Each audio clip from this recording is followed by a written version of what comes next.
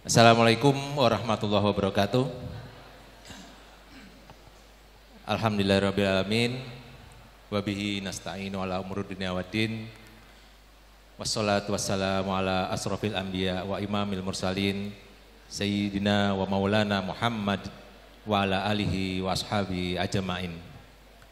Rabbi shrahli sodri wa yassirli amri wal 'uqdatam min lisani yafqahu qawli, amma ba'du. Yang kita muliakan bersama Bapak Setiabudi Wibowo, Pembina Yayasan Perguruan Al-Islam, Ibu Susi Utami, Kepala Sekolah SD Al-Islam, Ayah Irwan Rinaldi, pembicara kita pada hari ini, narasumber kita pada hari ini yang kita sayangi, kita muliakan, dan kita tunggu nanti ilmu-ilmu yang bermanfaat bagi kita semua. Seluruh jajaran sekolah dan yayasan, para pengurus komite, dan khususnya panitia acara kita hari ini yang luar biasa sekali.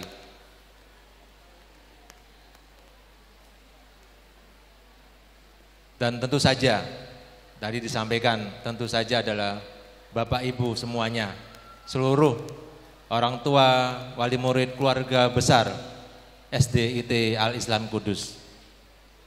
Alhamdulillahirrabbilalamin, kita semua diberikan kesempatan oleh Allah Subhanahu wa Ta'ala untuk mengikuti acara ini.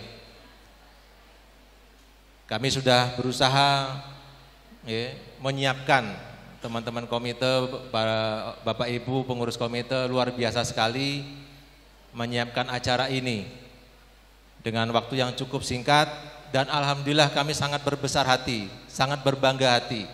Antusias dari Bapak Ibu luar biasa. Ini tercermin dari jumlah konfirmasi kehadiran yang disampaikan kepada kami. Ya. Jadi perlu kami laporkan, Ayah Irwan dan Bapak Ibu semuanya, kita awalnya berencana estimasi untuk 500 orang. Untuk 500 orang.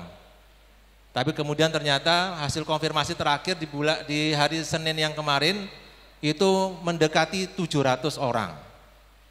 Ya. Kami sempat agak panik sebenarnya Bapak Ibu.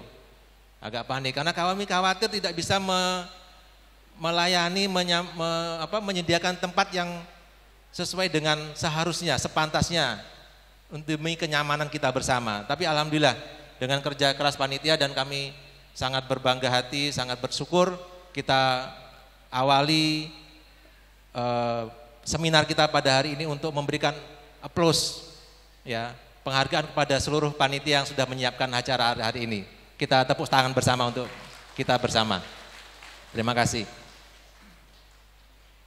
Mungkin pengantar kami begitu, karena kami tadi sudah bertekad ya, tidak terlalu banyak sambutan-sambutan yang nanti menyita waktu, karena yang ditunggu-tunggu adalah Ayah Irwan, ya, yang ingin didengarkan, ya, Ayah Irwan. Coba saya ingin mengenakan sekilas, ya, untuk beliau Ayah Irwan.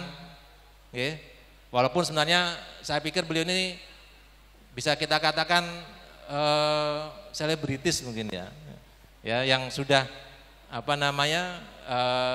selebgram mungkin ya istilah sekarang. Jadi mungkin saya perlu mengenalkan sekilas, nanti panjenengan semua bisa, nanti ada link ya, nanti bisa mengenal, dan nanti kita ada sesi pengenalan atau paparan dari tim dari fatherman.id ya, nanti di akhir acara. Ayah Irwan, beliau dikenal sebagai penggiat keayahan ya, dan beliau juga konsultan dan penulis buku parenting ya, yang fokus pada peran keayahan. Ada beberapa buku yang telah beliau karang, yang beliau tulis. Ada Ayah Tiada, Aku Mau Ayah, Anakologi, Semua Ayah Adalah Bintang, dan lain-lain sebagainya. Beliau juga pernah sempat menginisiasi program Dai Cilik di TPI, dan beliau sebenarnya juga kalau Bapak Ibu ingat pernah nonton beberapa waktu yang lalu, beberapa tahun yang lalu film Sang Murabi. Nah, beliau adalah pemeran utamanya. Ya, pemeran utamanya. Yaitu pemeran Ustadz Rahmat Abdullah. Beliau belajar di Universitas Indonesia, Ma'had Al-Hikmah Jakarta dan Sekolah Tinggi Filsafat. Dan beliau aktif ya bersama Ajo Bendri mengasuh fatherman.id dan tim, dan saat ini tinggal di Bintaro, Tangerang Selatan. Tidak berpanjang kata, kita langsung saja sampaikan kepada Ayah Irwan Rinaldi. Saya persilakan.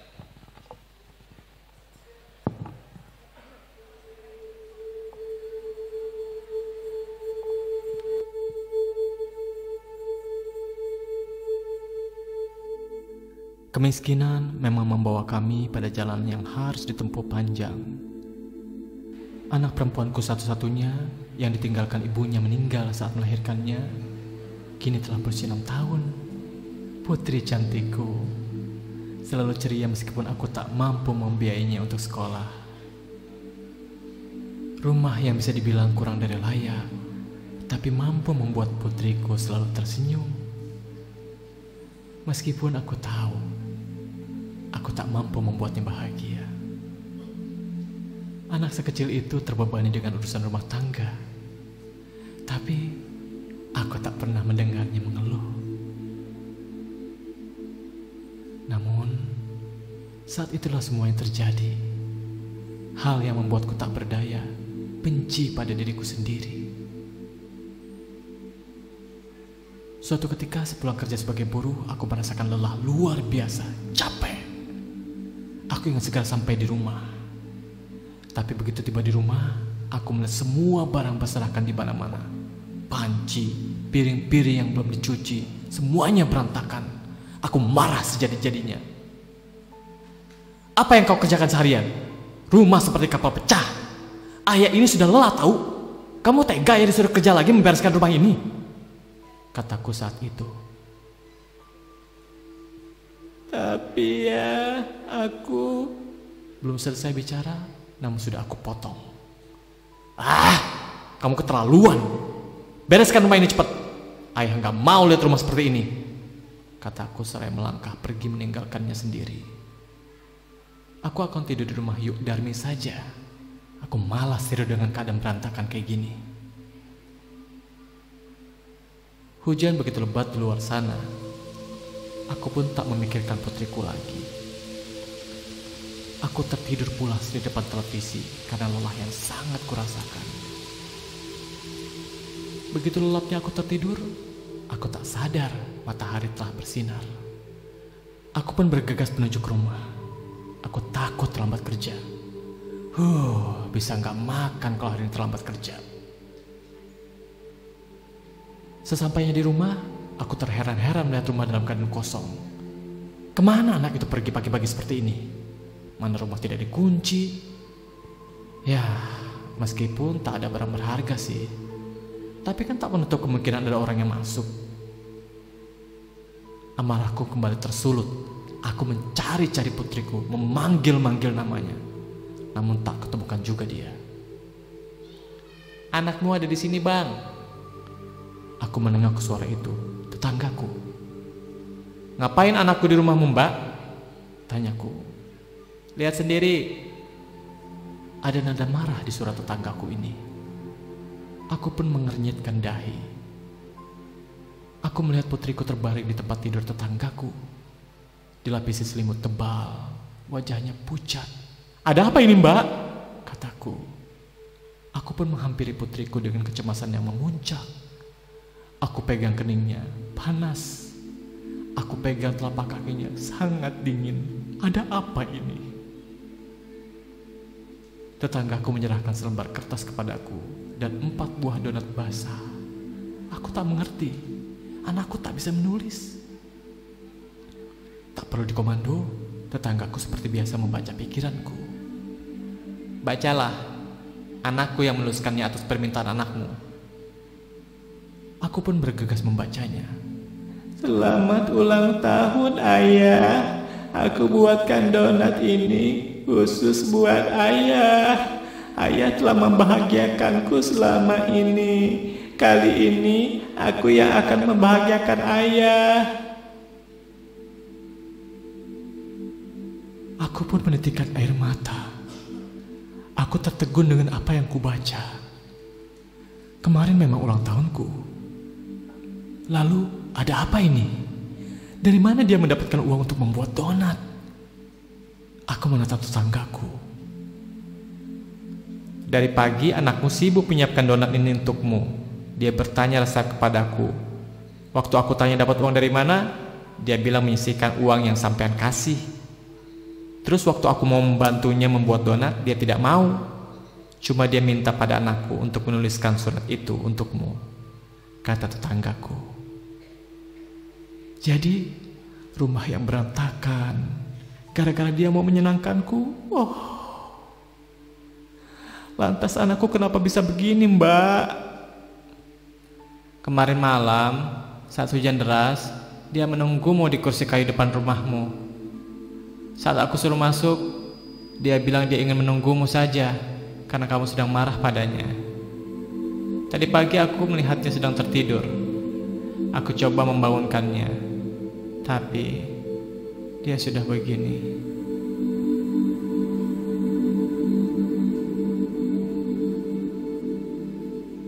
Teman-teman sekalian, tanah merah ini menjadi saksi tangisku atas penyesalan kejadian kemarin.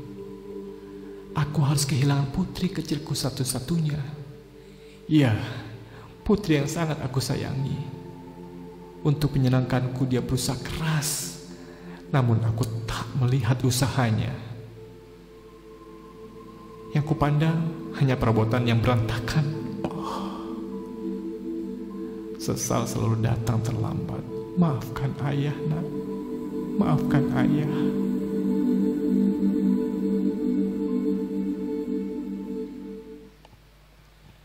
Bismillahirrahmanirrahim. Assalamualaikum warahmatullahi wabarakatuh. Ayah dan bunda, cerita tadi adalah cerita yang sebenarnya ada di hadapan kita sehari-hari. Saya dengan teman-teman di lembaga kadang-kadang mendapati kasus dan keadaan yang semacam ini. Beberapa waktu yang lalu saya dengan beberapa orang teman menemani seorang ibu yang terlanjur memutilasi anaknya, gitu ya. Jadi terlanjur maksud saya itu gini Bapak dan Ibu. Jadi ibunya habis bekerja, kemudian anaknya minta uang dan uang waktu itu nggak ada. Nah, emosi nggak terkendali. Nah, yang terjadi adalah nggak sempat mikir, agama juga agak jauh. Ada pisau di samping kanan, nah pisau lah yang diangkat, itu Bapak Ibu ya. Jadi mutilasi yang saya dampingi ini Bapak dan Ibu adalah mutilasi yang saya dampingi mutilasi yang paling ekstrim gitu. Jadi ibu bisa membagi-bagi, mohon maaf Bapak dan Ibu ya, bisa membagi-bagi bahagian tubuh anaknya itu dalam waktu yang lama. Biasanya kalau ibu-ibu atau bapak-bapak yang sangat emosional itu biasanya kalau mutilasi itu hanya membagi sebahagian saja gitu Bapak Ibu ya. Tapi ini ibu, saya nggak sebutkan daerahnya, ini ibu bisa melakukan mutilasi hampir 1 jam. Artinya Bapak Ibu ya, itu bagian anaknya itu bagian-bagian kecil gitu Bapak Ibu ya, di bagian kecil. Artinya lagi bahwa emosi negatifnya ibu ini bisa bertahan lama. Kalau saya menyebut lagi, kenapa bisa bertahan lama emosi dari ibu ini? Berarti memang ada persoalan sejak dari dulu sebenarnya, gitu Pak Ibu ya. Tidak hanya bersoal mengelola emosi kepada anak, tapi ibu ini memang bermasalah emosinya sejak dari dulu, gitu Pak Ibu ya. Ada orang menyebutkan bahwa sebenarnya anak-anak nggak ada masalah, yang masalah adalah kitanya, yang masalah adalah orang tuanya. Yang masalah adalah bisa jadi dahulu waktu kecil kita mungkin mengalami banyak hal yang ketika kita menikah, kita punya anak itu nggak terselesaikan, sehingga waktu kita masih kecil kita menjadi korban. Ketika kita punya anak, hampir 85% dipastikan kita akan menjadi pelaku. gitu Bapak Ibu ya. Nah, baik. Yang pertama adalah saya mengucapkan terima kasih ke teman-teman Al-Islam sudah memberikan kesempatan kepada saya untuk sharing. Jadi ini bukan seminar sebenarnya Bapak Ibu ya, karena saya juga keterbatasan ilmu ya, lebih sebenarnya adalah kita sharing saja.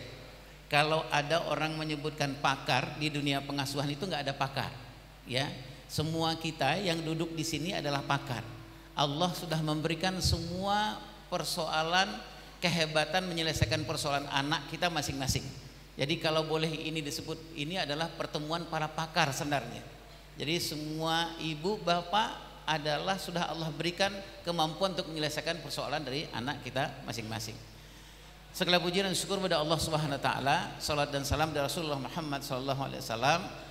Satu hal saya mengingatkan kepada diri saya, bapak dan ibu, adalah kalau kita membicarakan persoalan parenting, ada beberapa hal yang menurut hemat saya mohon izin kepada bapak ibu semua, mudah-mudahan ini bisa disetujui. Satu adalah, kalau kita bicara soal parenting, jangan selalu bertuhankan kepada teori parenting. Nah, itu dulu ya bapak ibu ya, jangan bertuhankan kepada teori parenting.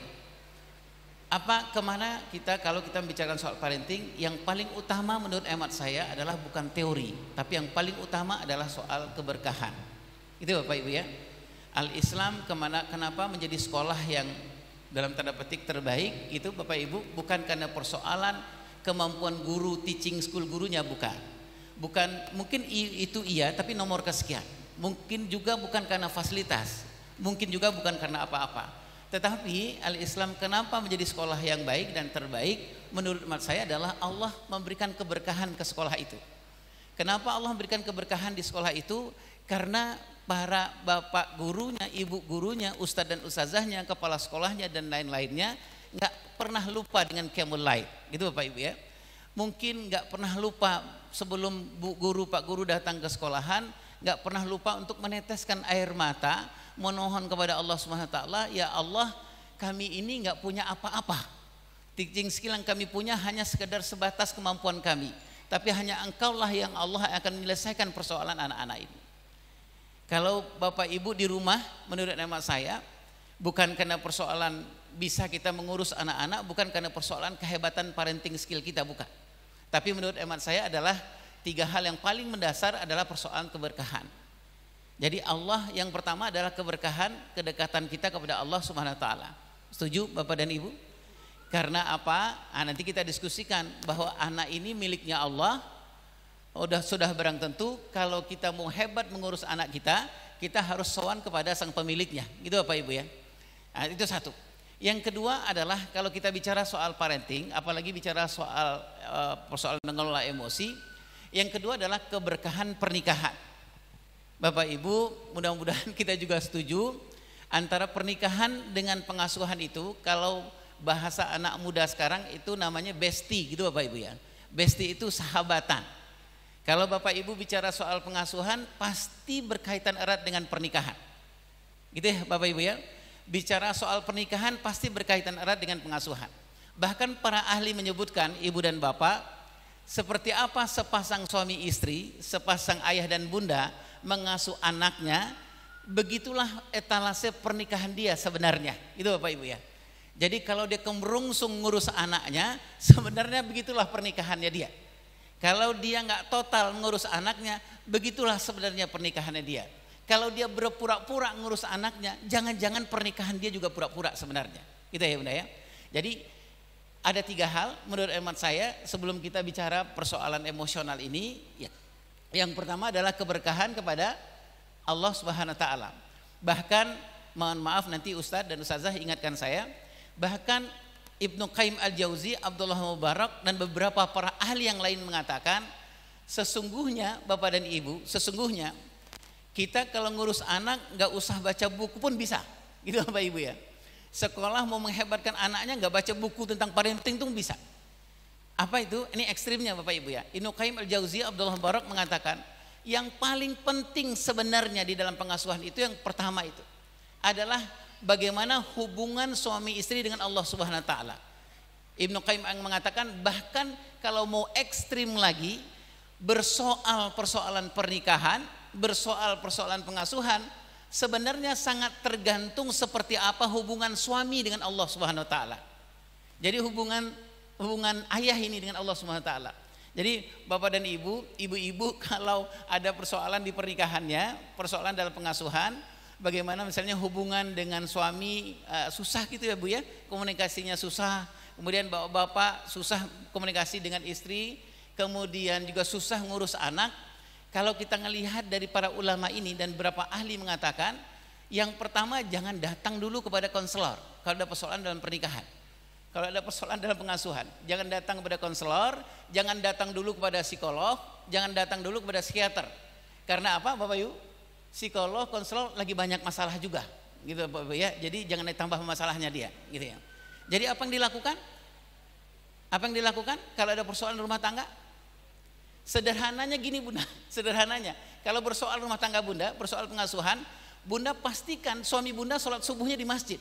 Itu sederhananya. Itu ayah. Jadi sederhananya apa? Para kita nih, para ayah, kalau ada persoalan rumah tangga kita, persoalan dan pengasuhan kita, pastikan kita hubungan relasi spiritual kita kuat dengan Allah Subhanahu wa taala. Kalau ada persoalan di rumah tangga, persoalan dalam pengasuhan, pastikan ayah yang kemarin baca setengah halaman Al-Qur'an setiap hari, pastikan besok 1 halaman. Besok baca lagi 2 halaman. Besok baca lagi berapa halaman. Pastikan ayah sholat, usahakan di masjid. Pastikan ayah banyak membacakan kalimat thayyibah. Pastikan ayah dekat dengan Allah. Pastikan ayah banyak zikir. Ini bukan hanya perkataan para ulama ayah dan bunda. Kami alhamdulillah sekitar 15 tahun yang lalu, hampir seluruh para ahli dan praktisi parenting di dunia ini, mau Yahudi, mau Nasrani, mau apa, kumpul di Denpasar, Bali. Salah satu yang kita sepakati itu adalah apa yang tadi saya bicarakan itu. Jadi Bapak dan Ibu, sebenarnya pengasuhan itu simple banget. Apa itu simpelnya? Wahai ibu, doronglah suamimu datang ke masjid. Itu aja sebenarnya. Wahai ibu, doronglah suamimu selalu baca Al-Quran.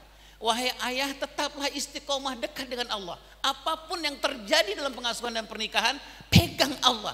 Itu simpelnya. Itu ayah bunda. Kira-kira kenapa ya Bapak Ibu? Karena alasannya cuma satu. Alasannya cuma satu. Anak itu miliknya Allah. Jangan sok-sokan bisa menghebatkan miliknya orang, miliknya Allah gitu. Jadi tugas kita adalah kalau yakini itu milik Allah, berarti tugas kita apa? Sowan sama Allah gitu ya Bapak Ibu ya. Ngadu sama Allah gitu ya. Nah itu satu. Bapak Ibu yang melakukan semua ta'ala, mudah-mudahan kita sepakat ini, yang 3 tadi itu kita selesaikan. Keberkahan antara hubungan suami istri. Yang kedua, menurut hemat saya pertanyaannya adalah, apakah masih rumah tangga kita diberikan keberkahan oleh Allah Subhanahu wa taala, atau Allah sudah cabut keberkahan dalam rumah tangga kita? Pertanyaannya 2. Yang pertama, ayo kita jujur-jujuran di dalam rumah tangga kita. Masihkah kita sedunia dan sesurga? Itu ayah bunda ya. Masihkah sama agenda dunia kita dengan pasangan? Masihkah sama agenda surga kita dengan pasangan? Yang menjadi persoalan Bapak dan Ibu adalah,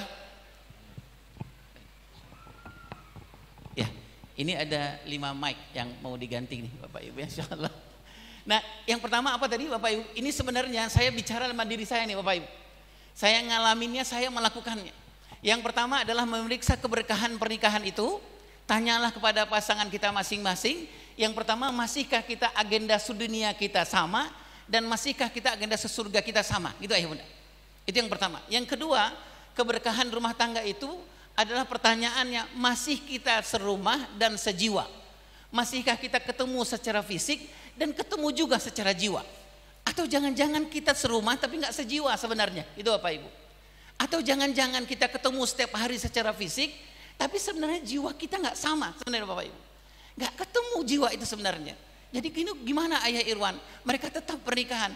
Sebagian besar orang yang serumah tapi nggak sejiwa adalah dia lalui rumah tangga itu dengan berpura-pura gitu Ayah Bunda. Berpura-pura sakinah, berpura-pura bahagia. Sebenarnya pertemuan hanya pertemuan fisik, tapi pertemuan jiwa sudah tidak ada. Nah kalau relasi pernikahan ini kalau kita ngelihat ke bawah, pengaruh terbesarnya adalah kepada pengasuhan. Pengaruh terbesarnya adalah kepada anak-anak. Itu ayah bunda. Bayangkan ada sepasang suami istri, bagaimana dia harus bisa kompak, bisa dia bermusyawarah, bisa dia sepakat untuk menghebatkan anak-anaknya. Saya jujur ayah dan bunda ke diri saya. Saya dengan almarhumah istri saya dahulu hampir 15 tahun ayah dan bunda mengalami ini. Kami berpura-pura dalam pernikahan. Kami sebenarnya agenda sedunia kami sama, tapi agenda sesurga udah nggak sama. Misalnya begini Bapak Ibu, kalau agenda sedunia almarhumah istri saya bilang, aku kayaknya capek deh, boleh nggak kita healing? Oh boleh, kita healing, itu Bapak Ibu.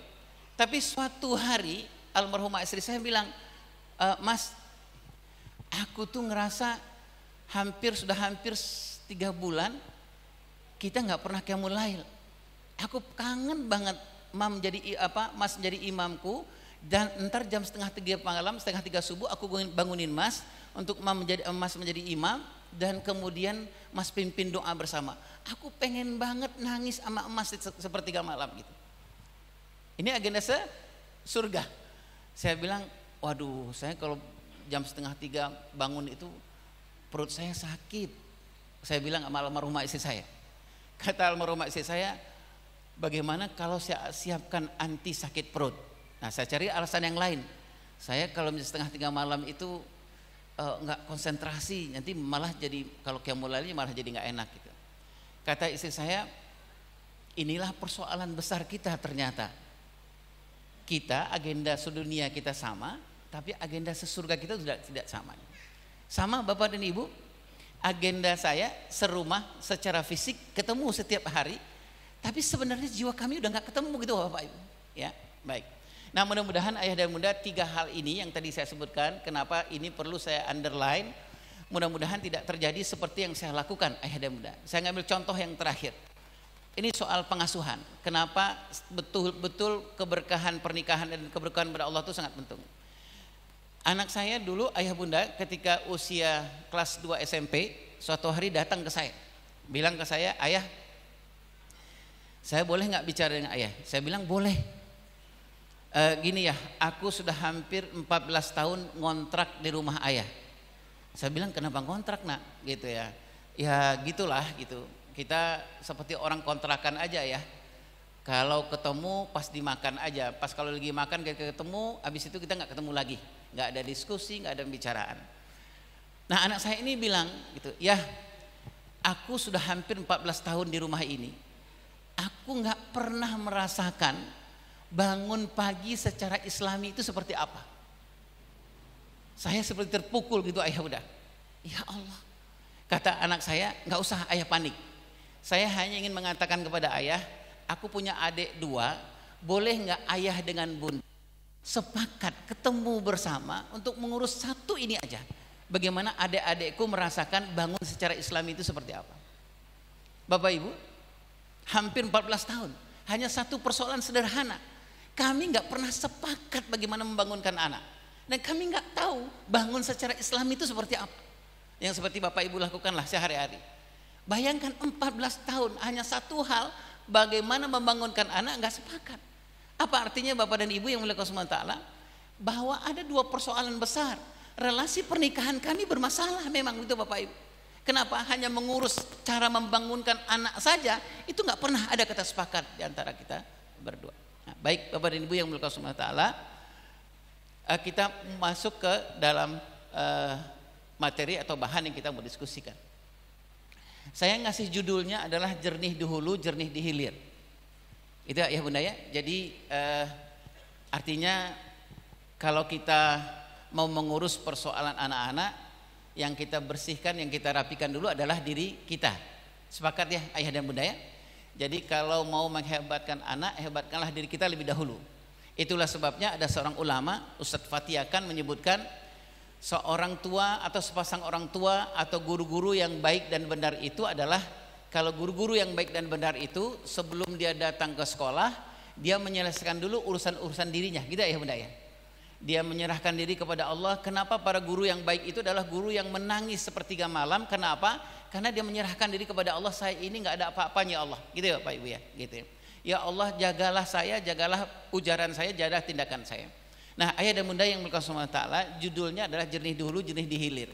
Kalau kita mengelola emosi anak-anak kita dalam mengasuh, yang paling penting adalah mengelola emosi kita lebih dahulu. Itu ya. Baik. Nah, Next. Baik.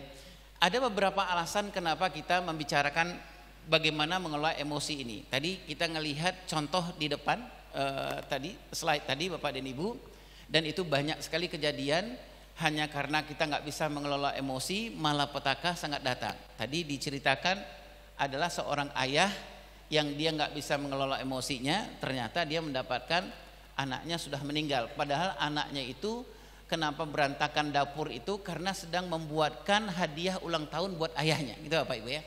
Baik. Nah, kenapa kita membicarakan itu? Karena ada beberapa hal yang Allah ingatkan kepada kita. Satu adalah jangan mengkhianati amanahnya Allah Subhanahu wa taala. Amanahnya Allah adalah salah satu yang terbesar dalam diri kita adalah anak. Itu Bapak Ibu ya. Nah, saya menuliskannya adalah yang nggak boleh kita khianati itu satu adalah anak itu milik Allah, maka harus diasuh dan dikelola dengan cara-caranya Allah Subhanahu wa taala. Setuju ayah? Setuju ya? Mudah-mudahan ya. Jadi kalau anak miliknya Allah berarti harus kita atur dengan cara-cara Allah. Yang menjadi kita susah ngurus anak adalah anak miliknya Allah kita atur dengan cara-cara kita. Apa yang terjadi? Allah marah, Allah cemburu, maka Allah cabut keberkahan itu dalam rumah tangga kita. Saya ambil contoh tadi Bapak dan Ibu. Anak milik Allah bangun pagi, saya nggak bangun pagi kan anak saya dengan cara-cara yang diinginkan Allah Subhanahu wa taala. Bagaimana saya membangunkan anak? Saya membangunkan anak dengan cara saya. Bagaimana almarhumah istri saya membangunkan anak? Membangunkan anak dengan cara almarhumah istri saya. Jadi apa yang terjadi? Gak ada sentuhan seperti yang diinginkan Allah. Seperti ibu dan bapak membangunkan anak di pagi hari.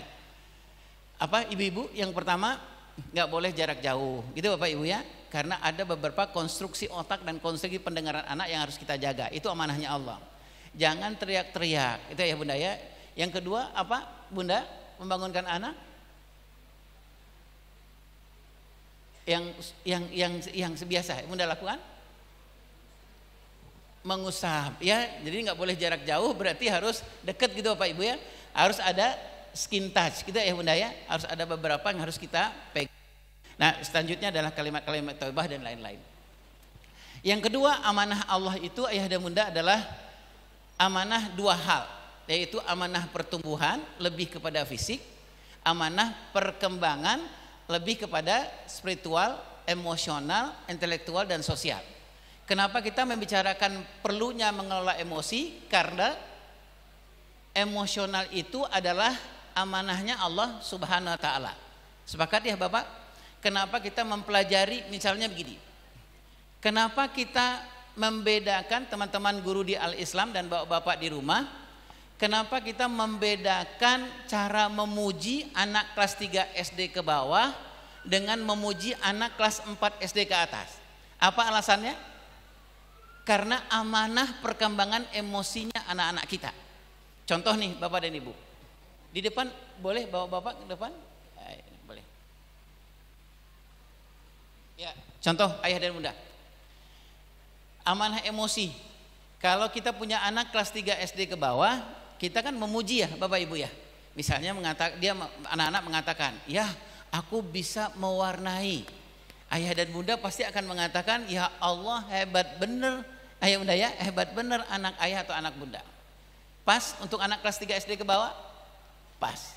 Tapi kalau anak 4 SD ke atas, kalau dia mengatakan kepada ayah dan bunda, "Ayah, aku bahagia banget bisa menyelesaikan tugas yang sebenarnya sulit banget," kata Pak Guru dan Bu Guru. Gimana kita amanah emosinya anak di umur kelas 4 SD ke atas? Kalau kita mengatakan, "Ya Allah, hebat banget anak ayah."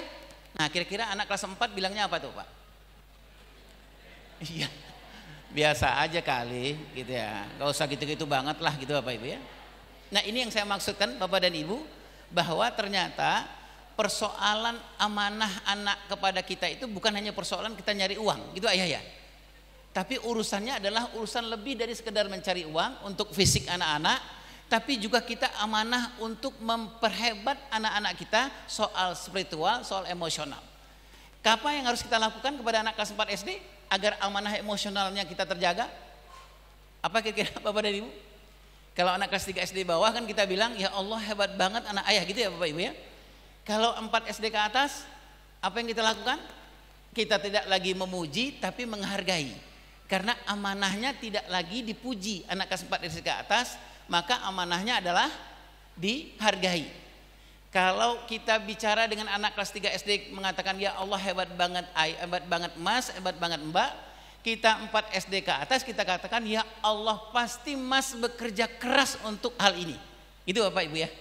Itu ya. Makanya banyak anak-anak kalau kelas 4 SD ke atas 5, 6, 7, 8 itu kalau kita bilang apa kabar? Alhamdulillah, Allahu Akbar apa gitu. Terus dia bilang gini. Kalau anak kelas 3 SD ke bawah semangat tuh Pak. Apa kabar? Alhamdulillah, Allahu Akbar semangat.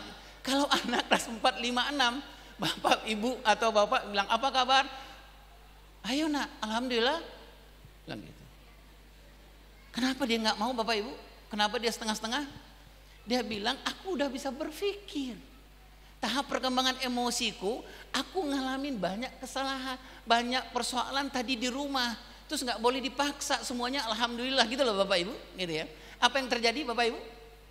Kita mengkhianati emosinya anak kita, ayah bunda ya, gitu. Nah itu yang saya sebut dengan ini yang perlu kita alasan-alasan kita untuk membicarakan soal emosi. Yang kedua, yang ketiga adalah mudah-mudahan Bapak dan Ibu juga setuju, amanah kepada anak itu makin kecil umur anak kita, makin besar amanah Allah, makin serius ngurusnya.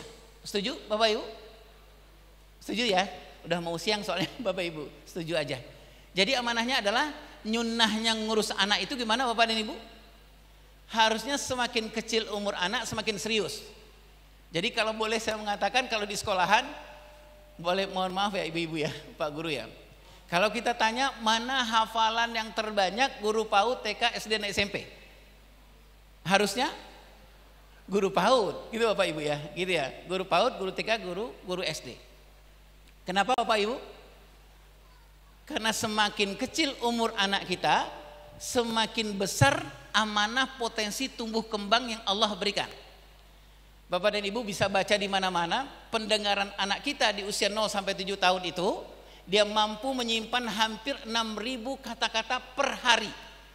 Dia mampu menyimpan 6.000 kata-kata per hari. Itulah sebabnya para ulama mengatakan, wahai para ibu guru yang punya anak 0 sampai 7 tahun, perbaiki tahsinul Quran. Hebatkan, sukalah, hobilah membaca Al-Quran. Kenapa? Karena di umur 0 sampai 7 tahun Allah sedang membukakan potensi pendengaran. Itu Bapak Ibu ya. Bayangkan 6.000 kata-kata per hari. Itu kalau kita bacakan Al-Quran kepada anak kita, sudah berapa juz anak kita bisa menghafal Al-Quran.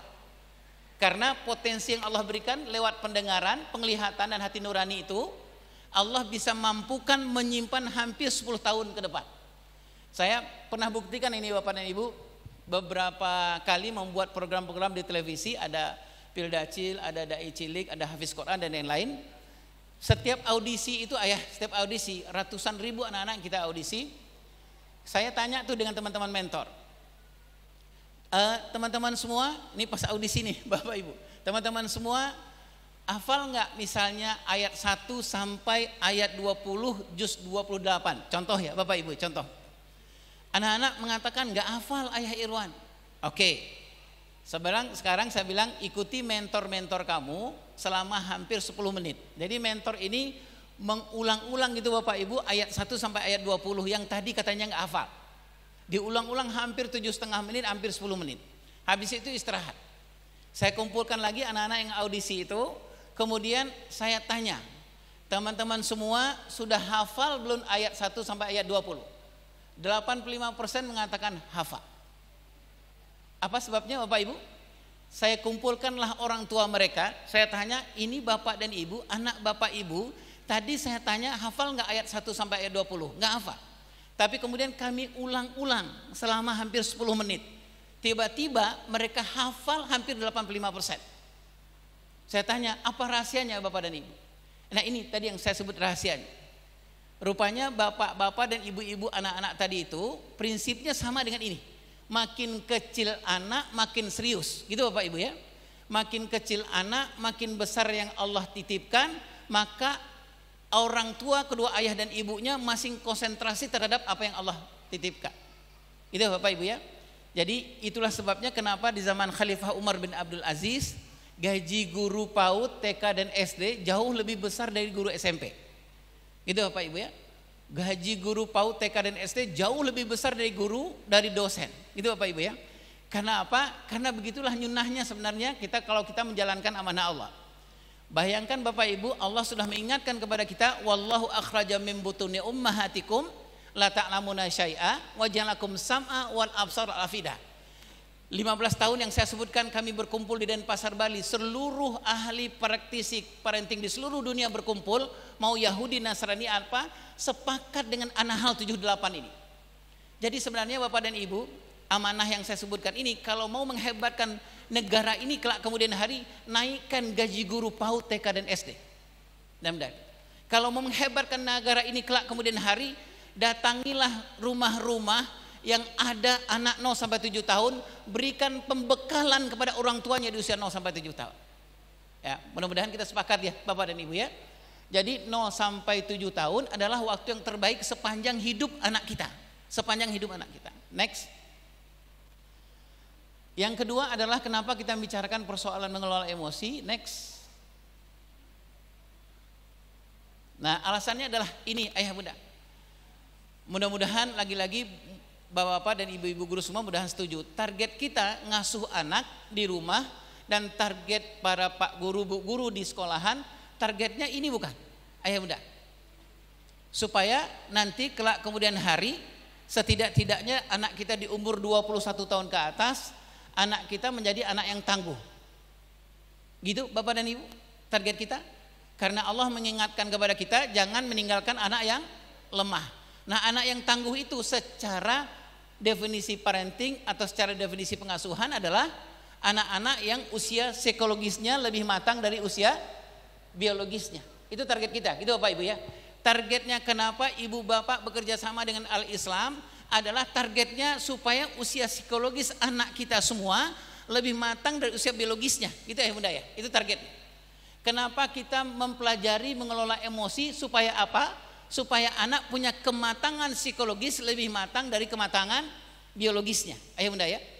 Kenapa teman-teman di Al-Islam misalnya atau bapak dan ibu punya anak umur 10 tahun. Kalau ada persoalan dia bilang, mah aku tadi dibully sama temanku. Anak umur 10 tahun nih ayah dan bunda. Kenapa ayah dan bunda tidak langsung menyelesaikan seperti anak di umur kelas 9 tahun ke bawah. Kalau anak-anak 9 tahun ke bawah ada persoalan kan kita segera ya ibu ya, membantu ya, segera membantu. Dia bilang, ya aku tadi dibully sama temanku, ayo nak gimana, ayo bantu yuk gitu. Anak-anak 9 tahun ke bawah sangat pas, gitu Pak Ibu ya. Kalau anak 10 tahun ke atas, kalau dia bilang, ya tadi aku dibully sama temanku, apa yang harus kita lakukan? Kenapa kita mengatakan, ya Allah berat banget nak, tapi menurut mas bagusnya gimana? Kenapa kita mengatakan gitu? Karena umur 10 tahun ke atas itu Bapak Ibu kalau kita bantu lagi nanti usia biologisnya lebih matang dari usia psikologisnya. Kenapa kita mengatakan gitu? Nak, seperti Nabi Ibrahim mengatakan kepada Nabi Ismail, nak fikirkanlah apa pendapatmu gitu Bapak Ibu ya, di As-Saffat 102 itu. Apa itu dalam rangka apa? Dalam rangka kita harus melatihkan kematangan psikologisnya lebih matang dari kematangan biologisnya. Itu Bapak Ibu ya. Itulah sebabnya kenapa di Al-Islam anak-anak kelas 4 guru-gurunya nggak banyak bicara sebenarnya Bapak dan Ibu. Kalau kita punya anak 10 tahun ke atas, Bapak dan Ibu jangan banyak bicara. Pinjamkan mulut ayah bunda 30%, pinjamkan kupingnya 30%, itu aja Bapak dan Ibu. Kenapa? Karena kita sedang melatih dia supaya kematangan psikologisnya lebih matang dari kematangan biologisnya. Mudah-mudahan ini target kita bersama, gitu Bapak Ibu ya.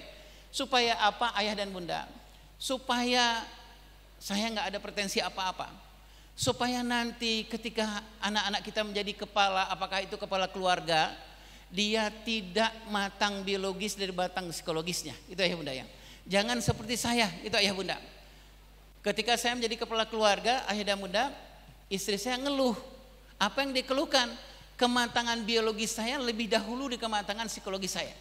Kata istri, mas, itu genteng bocor mas. Saya jawabnya apa? Gampang, gampang, di genteng dilempar ke atas sudah selesai. Besoknya istri almarhumah istri saya juga bilang, mas maaf mas, ini genteng udah 2. Saya bilang, kenapa sih ngurus genteng aja? Gitu ya bunda ya. Kemudian marah. Kenapa saya bersikap seperti ini? Kenapa Bapak Ibu? Karena usia biologis saya 40 tahun, usia psikologis saya 35 tahun. Dan Bunda. Kenapa misalnya, ini contoh saja Bapak Ibu ya, udah Bapak nggak usah dicontoh, ini contoh yang terlalu baik. Saya pulang kerja nih Bapak Ibu, pulang kerja, istri saya siap tuh, almarhumah istri saya siap, nyiapin teh manis, nyiapin masakan-masakan lah. Dan kemudian beliau mengempit 2 majalah menu makanan, gitu ya. Terus kemudian datang, kata istri saya, Mas, teh manis hangat ini enak banget. Aku bikin teh manis ini dari 2 majalah ini. Bayangkan Bapak Ibu, almarhumah istri saya bikin teh manis aja dari 2 majalah. Gimana kalau dia bikin rendang dari berapa majalah? Itu Bapak Ibu ya. Jadi untuk apa itu sebenarnya? Untuk apa itu Bapak Ibu? Kenapa istri saya mengatakan itu? Mas, ini teh manis enak banget. Aku bikin dari 2 majalah loh. Untuk apa Ayah? Untuk dipuji, gitu Bapak Ibu ya, untuk dihargai. Tapi Bapak Ibu ketika saya minum ternyata nggak manis teh manisnya. Apa yang saya lakukan? Orang berumur 40 tahun waktu itu, Bunda, saya ambil handphone, istri saya di situ, saya pegang handphone. Kata istri saya, Mas, mumpung masih hangat teh manisnya diminum. Jawaban saya apa? Taruh situ aja. Mas, lagi hangat Mas. Kue-kuenya juga enak. Taruh situ. Oh situ aja. Udah. Umur 40 tahun secara fisik. Tapi menyelesaikan masalahnya seperti anak umur 25 tahun. Itu Ayah Bunda ya. Apa ini persoalannya? Itu tadi Ayah Bunda. Amanah dari Allah di usia-usia 0-15 tahun kita, pada anak kita memperlakukan anak 10 tahun, Bapak dan Ibu, kita memperlakukan anak umur 15 tahun masih seperti anak umur 7 tahun. Dia ada persoalan 15 tahun, ada tekanan, dia bilang, ya aku di sekolahan itu gimana ya, aku nggak enak, aku jadi malas datang ke sekolah karena banyak teman-teman yang neken aku. Kalau kita bilang nih, udah tenang, kamu konsentrasi sekolah aja, biar ayah menyelesaikan. Ini cara yang terbaik?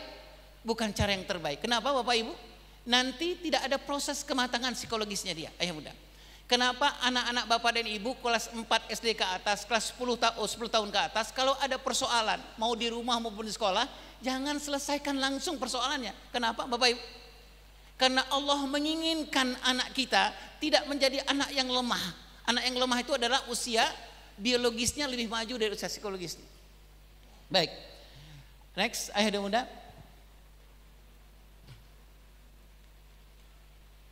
Next. Lagi. Nah, Bapak Ibu, pernahkah mengasuh hilang kesadaran-kesabaran? Pernah Bapak dan Ibu? Kehilangan kesadaran dan kesabaran pernah? Berarti kalau hilang kesadaran, hilang kesabaran berarti udah nggak waras berarti, Bapak ya? Ya berarti mabok berarti Bapak Ibu ya. Nah, Bapak Ibu pernah nggak kehilangan kesadaran? Kadang kehilangan kesadaran itu lupa anak miliknya Allah. Ya, kadang-kadang kita marah, kita bingung, kita nempeleng, kita nyubit gitu Bapak Ibu ya. Itu namanya ngasuh kehilangan kesadaran.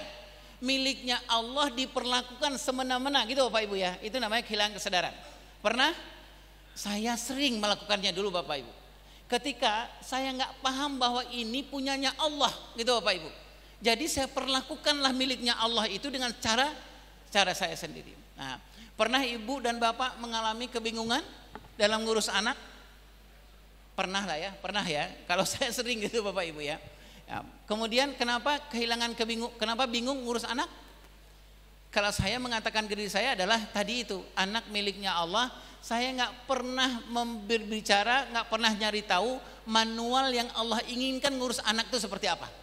Contoh tadi Bapak Ibu, saya nggak tahu Bapak Ibu 14 tahun membangunkan anak secara Islami itu saya nggak tahu, hampir 14 tahun. Artinya apa? Miliknya Allah, saya nggak tahu manualnya seperti apa. Baik, pernah ayah bunda mengalami kehilangan kesabaran dalam ngasuh anak? Contohnya misalnya nyesel, ibu-ibu pernah ngalami ini? Anak nakalnya luar biasa dalam tanda petik, terus kadang-kadang ibu lupa ya. Ibu nanya, ya Allah kamu sebenarnya anak siapa sih? Pernah ibu? Nggak pernah ya bu ya? Ya nggak pernah sekali lah gitu Bapak Ibu ya gitu. Kenapa ayah dan bunda? Kenapa kita kehilangan kesabaran? Ada anak umur 2 tahun 3 tahun, bapak dan ibu misalnya, Mas Ayo makan. Anaknya bilang apa? Enggak. Ayo ayam, makan ayam. Enggak. Gitu.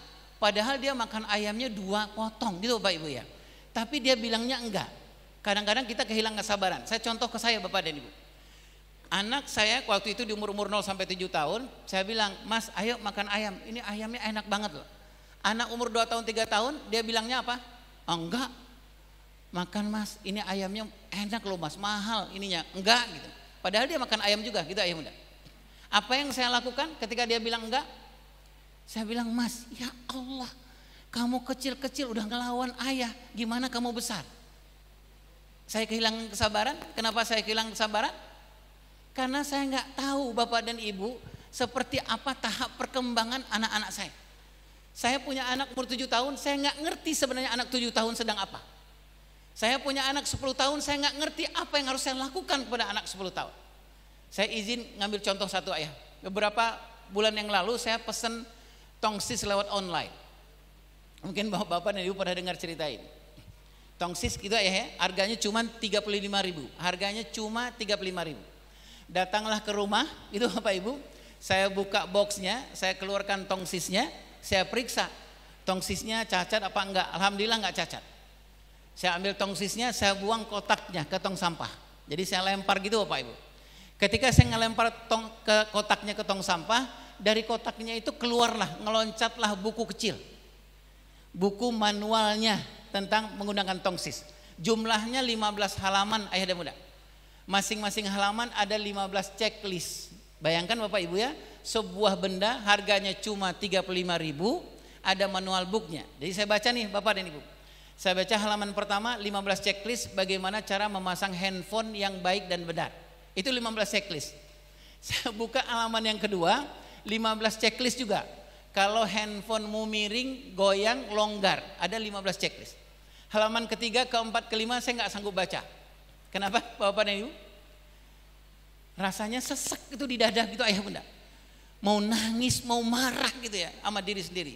Kenapa Bapak dan Ibu? Ini tongsis harganya cuma 35.000, ada manual booknya. Punya anak yang nanti akan dipertanggungjawabkan di depan Allah Subhanahu Wa Taala. Saya nggak punya manualnya, ayah bunda. Gak ada bukunya gitu ayah bunda. Bagaimana saya kalau Allah cabut nyawa saya? Kalau Allah minta pertanggungjawaban bagaimana menghebatkan anak, saya nggak punya manual. Gitu ya bunda ya. Nah, baik. Nah ayah dan bunda yang mulia Subhanahu Wa Taala, kita next. Apa penyebabnya? Kenapa kita emosional dan ngurus menghebatkan anak-anak kita? Satu adalah, nanti Bapak Ibu boleh menambahkan. Satu adalah faktor dari dalam. Setuju? Ibu dan Bapak? Gak apa-apa di sini. Ya, gitu ya. Hadiahnya berbeda Bu kalau di depan duduknya. Gitu ya. Silakan, makasih ya. Jadi apa penyebabnya? Ada 2. Ini menurut hemat saya. Ibu dan Bapak boleh menambahi. Yang pertama adalah faktor dari dalam. Kenapa kita susah mengelola emosi dalam mengasuh anak? Faktor yang pertama adalah utang dan luka pengasuhan. Faktor dari dalam. Kenapa kalau anak sedikit mau ngelawan saja, kita udah langsung sumbu kompor kita meledak. Gitu Pak Ibu ya. Anak baru misalnya, "Mas, makan Mas, makan." Kata anaknya, "Ya gampang, ntar." Tiba-tiba kita marah gitu. "Astagfirullahaladzim, Mas, ya Allah kamu tahu gak nyari uang tuh susah." Gitu Bapak Ibu ya. Ini saya menceritakan diri saya nih Bapak Ibu ya. Kenapa seperti itu Bapak Ibu? Kenapa emosi saya begitu cepat tersulut? Karena persoalan saya di umur 0-15 tahun yang belum selesai. Saya waktu di umur 0-15 tahun, tanpa kita menyalahkan orang dewasa di sekitar kita, saya nggak terlatih untuk mengelola emosi. Bapak Ibu ya. Contoh lagi ayah dan bunda. Anak-anak selalu protes kalau dia melakukan segala sesuatu, itu saya jarang memuji dan menghargai. Jadi misalnya gini, anak bantu nyuci motor gitu Bapak Ibu ya, sudah dicuci, anak kerja keras untuk cuci motor. Saya susah untuk mengatakan makasih ya nak, gitu ya sudah membantu ayah. Susah saya ngomongnya, gitu ya bunda ya. Anak sudah membantu mengerjakan pekerjaan di rumah-rumah gitu, di rumah kita. Susah saya untuk mengatakan ya Allah nak, makasih ya. Susah saya ngomongnya. Kenapa itu ayah dan bunda? Kenapa saya susah untuk memuji dan menghargai?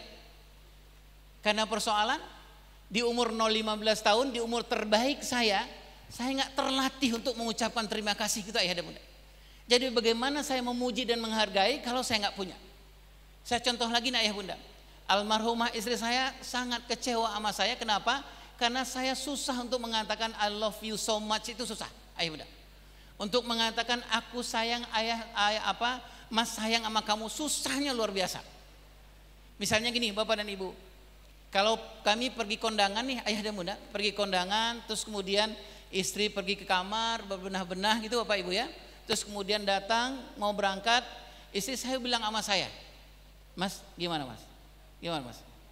Saya apa? Yang saya bilang bapak dan ibu, saya ngelihat jam, saya bilang lama banget sih. Ini mau kondangan apa enggak nih? Gitu bapak ibu. Kata istri saya, mas ini kita sudah hidup hampir 15 tahun. Setiap pergi kondangan, kalau aku ngomong sama mas, nanyain aku gimana cakep apa enggak, boleh enggak mas ngomong seperti yang di TV-TV? Gitu ya. Apa kek ngomong apa gitu mas? Gitu. Saya bilang kepada istri saya, ya Allah dek, aku bukan enggak mau memujimu, bukan enggak mau mengatakan sayang sama kamu, tapi aku enggak punya, gitu bapak ibu. Pernah bapak ibu saya latihan, karena saya kasihan sama istri saya. Saya latihan. Setiap kita mau kondangan itu, sebelum pergi kondangan itu saya latihan di kamar terpisah. Saya latihan di kaca gitu bapak dan ibu. Latihan saya bikin skenario gitu, terus di kaca gitu. Pas istri datang, kemudian saya berikan tatapan yang paling mesra lah gitu bapak ibu. Kemudian saya katakan kepada istri, ya Allah, kamu yang tercantik di RT ini. Gitu ya bapak. Itu latihan saya. Ya bunda, latihan. Saya latihan I love you so much gitu. Udah selesai bapak ibu, saya keluar. Nah istri keluar dari kamar sudah dengan berbenah gitu bapak ibu ya. Datang, saya bilang saya harus lakukan latihan saya ini, skenario harus jalan. Jadi istri duduk itu bapak ibu, saya datang, saya berikan pandangan yang paling mesra, saya bilang gitu. Kata istri saya, mas sehat, itu mas sekali gitu. Saya bilang saya nggak peduli karena saya udah latihan gitu bapak ibu. Saya ingin memberikan yang terbaik buat beliau gitu ya, karena bertahun-tahun nggak dapatkan itu. Saya datang terus gitu. Semakin saya dekat, semakin gemeteran di istri saya. Mas ya Allah mas, nggak apa-apa, nggak usah kondangan, kita ke rumah sakit yuk, gitu kata istri saya gitu. Saya nggak peduli bapak dan ibu, saya dekat terus. Kemudian saya elus pundak istri saya. Itu puncaknya istri saya takut. Mas udah mas, aku udah tahu semuanya, udah. Sekarang nggak usah kondangan, sekarang kita ke rumah sakit. Ini terlambat obat, kata istri saya gitu, gitu. Apa yang saya lakukan bapak ibu? Saya nggak peduli. Kemudian saya sampaikan ke istri saya, udah deket gini, sesuai dengan skenario. Saya bilang, dek, I love you so much. Kata istri saya, mas untuk selanjutnya aku nggak pernah minta kalimat itu lagi, itu bapak ibu, karena membuat retak hubungan kita suami istri gitu ya. Kenapa bapak ibu? Karena persoalan utang pengasuhan. Saya nggak dapatkan itu di usia-usia terbaik saya gitu bapak ibu. Nggak ada lapisan-lapisan itu di bawah saya, di bawah sadar saya. Nggak ada pujian, nggak ada ini. Nah ketika saya ingin memberi nggak punya gitu bapak dan ibu. Itu penyebab yang pertama. Bisa jadi ibu, kenapa ibu emosional ngurus anak, kenapa sumbu kompornya meledak, kenapa gampang mengambil yang instan. Bukan persoalan kepada ibu di umur sekarang, tapi persoalannya adalah ayah, mungkin ada hutang pengasuhan yang belum selesai. Kenapa hutang pengasuhan belum selesai? Bisa jadi di 5 tahun awal pernikahan kita belum menjalankan apa yang Allah katakan, hunna libasul lakum wa antum libasul lahunna. Bisa jadi di 5 tahun awal pernikahan saya lupa mengatakan kepada istri, dek, aku ditakdirkan Allah untuk menutup aibmu dan kamu ditakdirkan Allah untuk menutup aibku. Apa aibmu mas? Kata istriku, kata istri saya adalah, aku susah memuji, aku orangnya gampang untuk patah, aku orangnya nggak susah bertanggung jawab. Bisa jadi di 5 tahun awal pernikahan sebelum anak-anak datang, ini belum terselesaikan gitu bapak dan ibu. Jadi ketika anak datang, keluarlah semua yang kita punya itu. Ayo bunda ya, itu hutang dan luka pengasuhan. Bisakah persoalan mengelola emosi menjadi sulit karena luka pengasuhan? Bisa bapak dan ibu? Bisa. Luka pengasuhan itu adalah bapak dan ibu di usia 0 sampai 15 tahun pernah mengalami ada persoalan luka batin gitu bapak ibu ya, yang nggak terselesaikan. Jadi kalau kita menjadi korban di usia 0 sampai 15 tahun, 85% kita akan menjadi pelaku buat anak kita. Gitu ya bunda.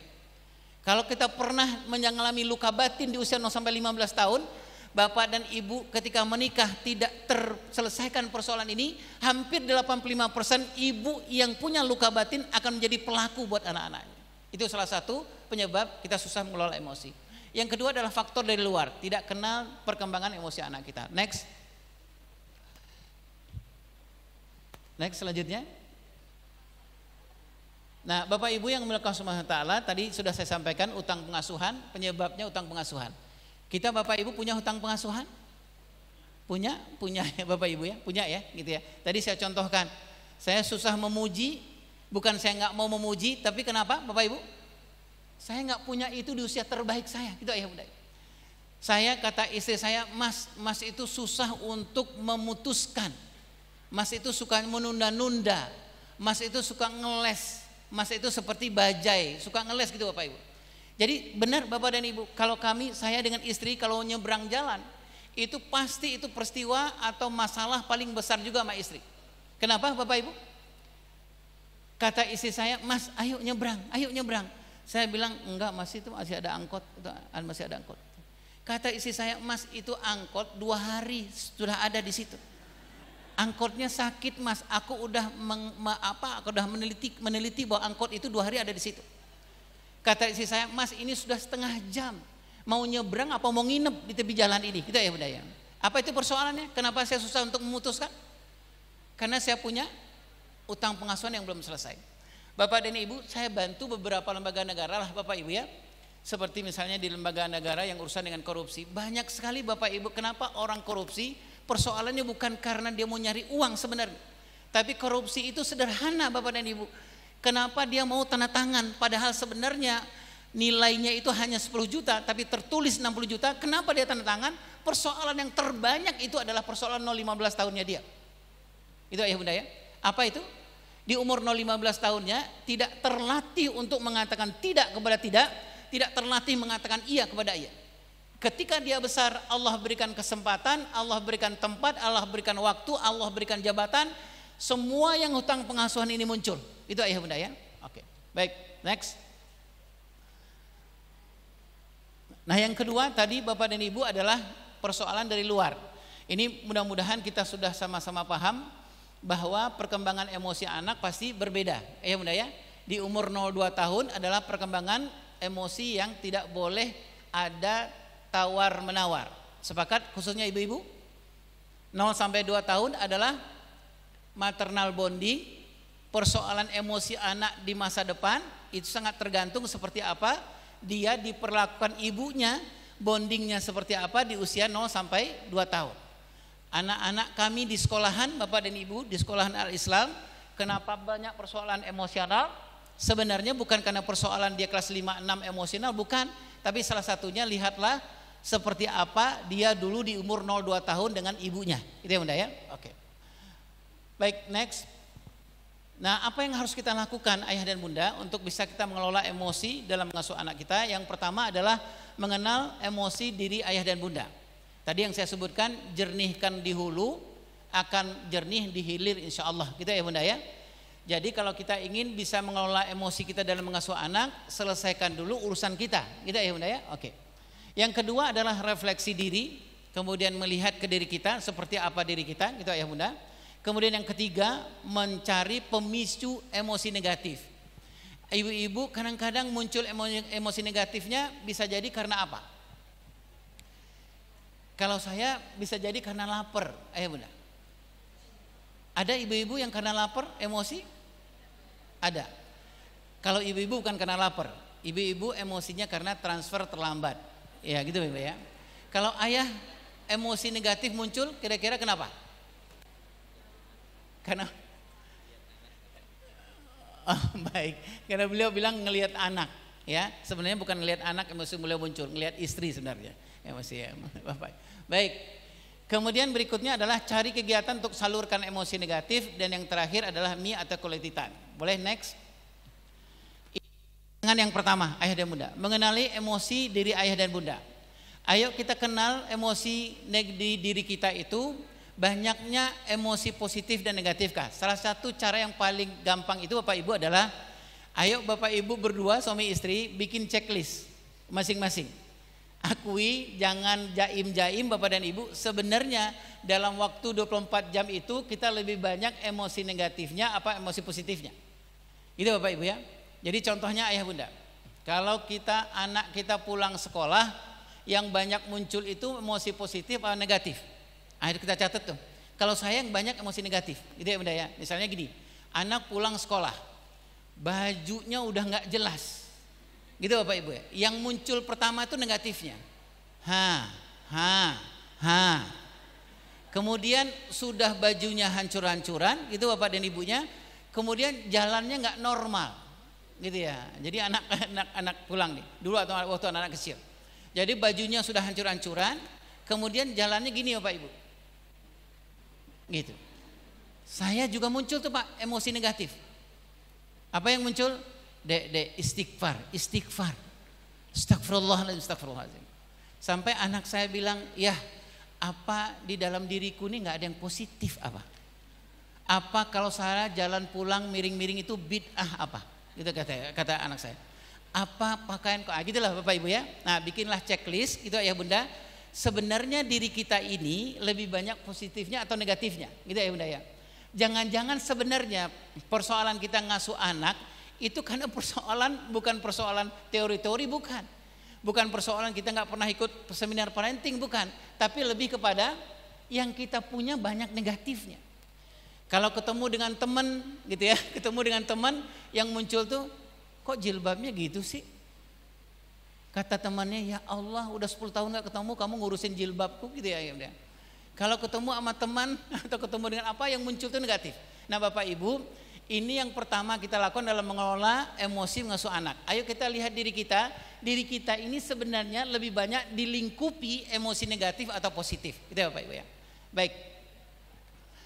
Kemudian ayah bunda yang mulia Allah SWT, baik sebelumnya, emosi positif dan negatif itu sangat bergantung kepada relasi pernikahan dan relasi pengasuhan.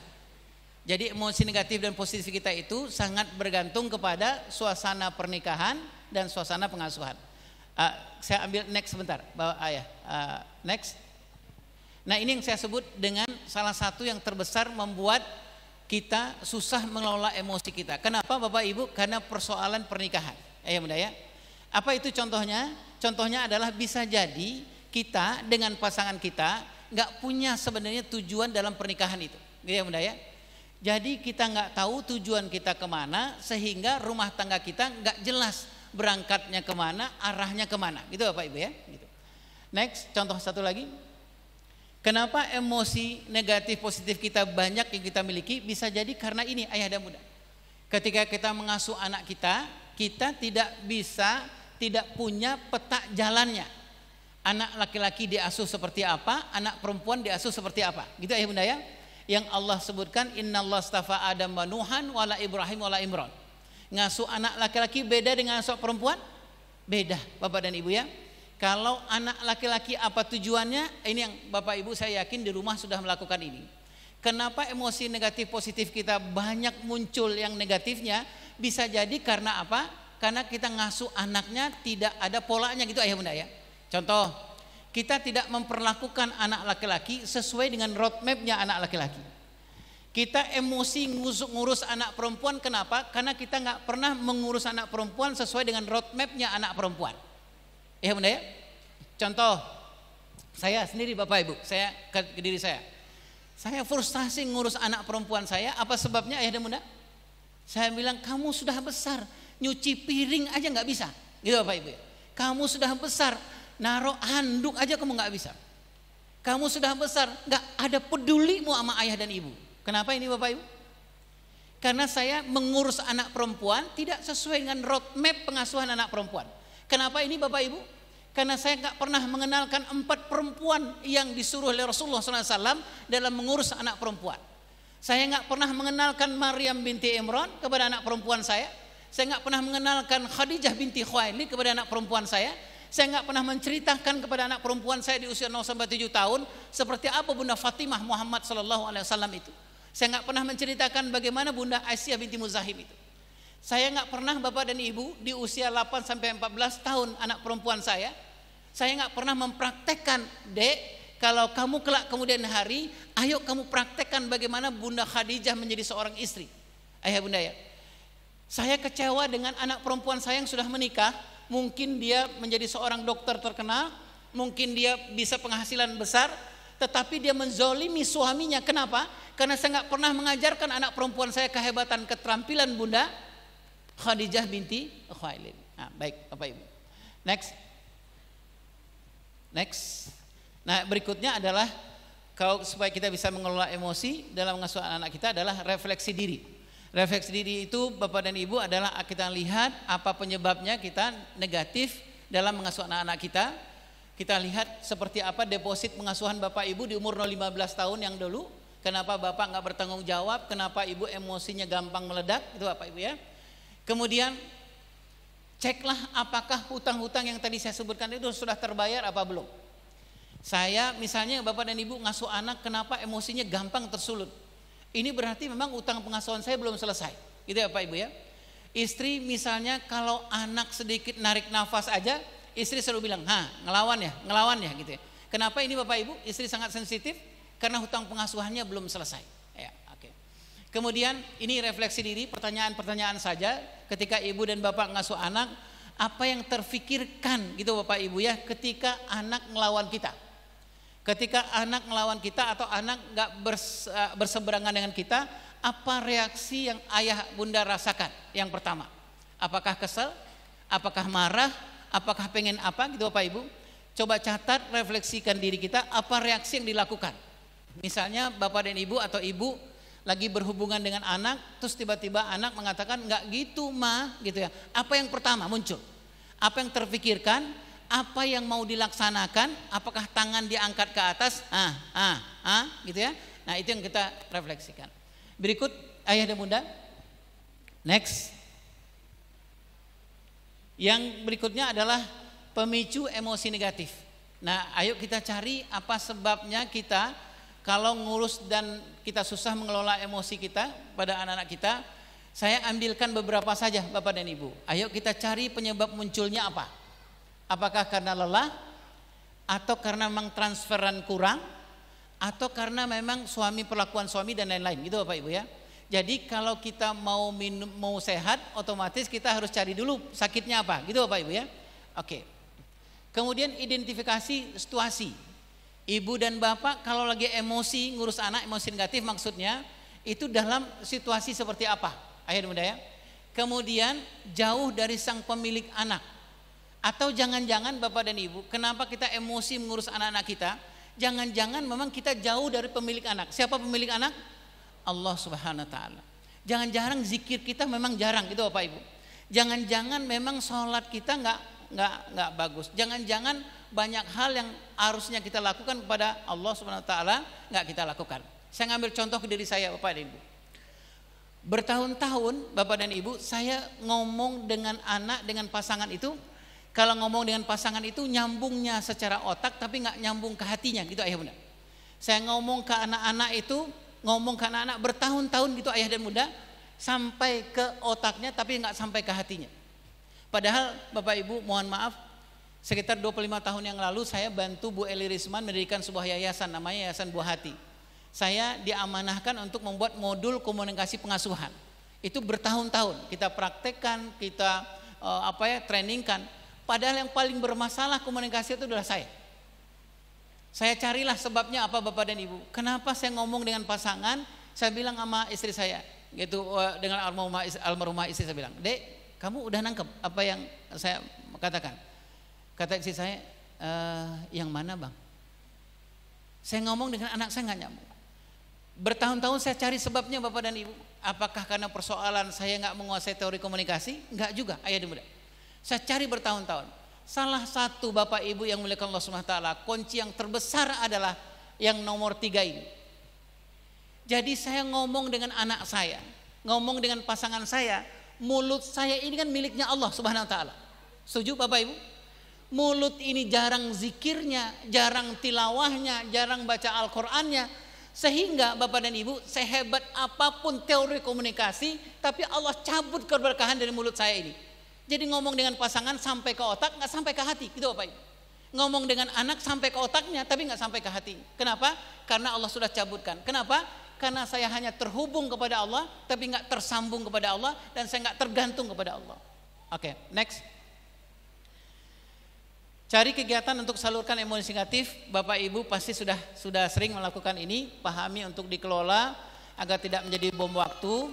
Bapak mungkin Ibu mencari dukungan, mungkin mencari kawan, mencari teman gitu Bapak Ibu ya untuk share persoalan emosional. Next. Me atau quality time. Yang terakhir nih Bapak Ibu ya. Apa itu? Yang pertama menurut saya me atau quality time itu adalah datanglah kepada Allah karena anak itu miliknya Allah Subhanahu wa taala. Jadi yang terakhir yang bisa saya sampaikan Bapak dan Ibu adalah dalam mengelola emosi anak, datanglah lebih banyak, perbaikilah relasi spiritual lebih banyak. Itu Bapak Ibu ya. Bukan saya mengatakan bahwa teori komunikasi, teori attachment parenting bukan sesuatu yang tidak bagus, itu bagus semua. Bukan teori parenting nggak bagus, bukan itu yang saya katakan. Tapi yang paling utama dalam persoalan emosi adalah kita kembali kepada yang punya emosi, gitu Bapak Ibu ya. Kalau kita ngomong dengan anak-anak kita supaya lancar, kita kembali kepada hatinya yang milik anak itu milik siapa, hatinya milik hati kita milik siapa, mulut kita milik siapa, kembali kepada yang punya. Itu mungkin Bapak Ibu yang milik Allah Subhanahu wa taala. Kemudian yang terakhir belajar latihan. Latihan itu kalau Rasulullah SAW mempraktekkan kalau ada stimulan dari anak jangan langsung respon. Itu Bapak Ibu ya, terutama bagi Bapak dan Ibu yang punya emosi negatif lebih besar. Jadi kalau ada stimulan dari anak, kata Rasulullah mengajarkan stop dulu, kemudian think, dan kemudian baru choice gitu apa respon yang kita berikan kepada anak-anak. Masih ingat Bapak Ibu bagaimana seorang badui datang ke Rasulullah kemudian mengatakan kepada Rasulullah, ya Rasulullah aku pengen masuk Islam. Kata Rasulullah, alhamdulillah. Tapi orang badui mengatakan, boleh nggak aku masih tetap berzina? Ada 2 orang sahabat yang stimulan langsung respon sampai menyekek orang badui. Tapi Rasulullah mengingatkan kepada kita bahwa bisa jadi orang badui ini kalau kita nggak stop dulu, kita nggak think dulu melihat apa yang terjadi di orang badui ini, mungkin Rasulullah juga akan emosi. Maka terakhir Rasulullah mengingatkan kepada kita adalah kalau ada stimulan dari anak, contohnya Bapak Ibu, jangan kita langsung respon. Jangan-jangan sebenarnya anak yang dikatakan anak itu bukanlah sesuatu yang sebenarnya paling inti yang dia katakan kepada kita. Bapak Ibu sebagai penutup, mungkin ini cerita bercanda sebenarnya Bapak Ibu ya, urusan stimulan dan respon ini. Masih ingat cerita ada seorang anak kemudian dia datang ke ibunya, dia mengatakan, ibu aku asalnya dari mana? Itu Bapak Ibu. Ibunya panik. Kemudian ibunya mengatakan, istighfar nak, astagfirullahalazim, nggak usah ditanya itu nak, itu urusan 18 plus gitu ya. Kata anaknya, enggak aku mau, aku ini asalnya dari mana? Kata ibunya, nggak usah nak, itu orang dewasa. Kata anaknya, enggak, aku pengen tahu aku asalnya dari mana. Kata ibunya, ayo kita istighfar sama-sama, bertaau sama-sama. Maka ibunya menceritakan sesuatu yang membuat anaknya keringat dingin gitu Bapak Ibu ya, gitu. Jadi suatu malam nak, datanglah ayahmu. Nah, gitu Bapak Ibu ya. Hampir selesai cerita itu, kemudian si ibu nanya ke anaknya, Mas, kamu udah ngerti bun? Kamu asalnya dari mana? Anaknya tambah bengong. Kata ibunya, loh kamu nanya apa sebenarnya? Aku kan gini bun, itu kan tetangga kita yang di ujung itu rumahnya kan orang baru di sini. Dia bilang sama aku asalnya dari Tegal, kamu dari mana? Gitu Bapak Ibu. Nah, Bapak Ibu yang mulia Allah, mudah-mudahan bisa bahan kita diskusikan ke depan. Wallahu a'lam bishawab. Assalamualaikum warahmatullahi wabarakatuh.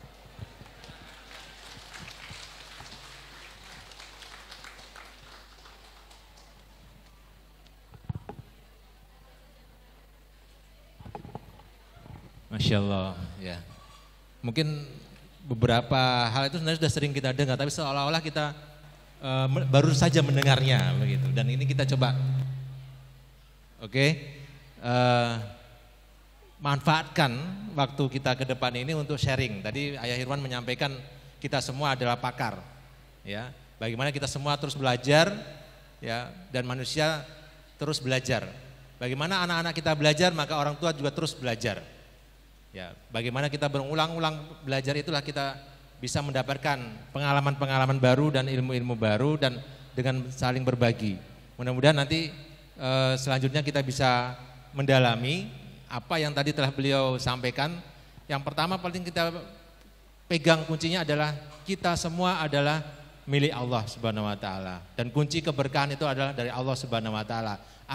Anak kita itu adalah milik Allah, kita pun juga milik Allah, dan Allah yang akan mengatur semuanya. Oke. Dan yang kedua adalah bagaimana kita bertindak sebelum melakukan sesuatu dengan berpikir terlebih dahulu. Mungkin sebelum nanti kita berikan kesempatan kepada Bapak Ibu yang ingin mungkin sharing atau mungkin berbagi pengalaman, memberikan masukan dan juga mungkin bertanya kepada Ayah Irwan,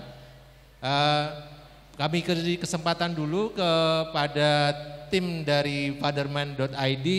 Mungkin ada beberapa hal yang perlu disampaikan terkait dengan program-program ya, mungkin yang telah disusun atau yang sedang dijalankan oleh tim dari fatherman.id.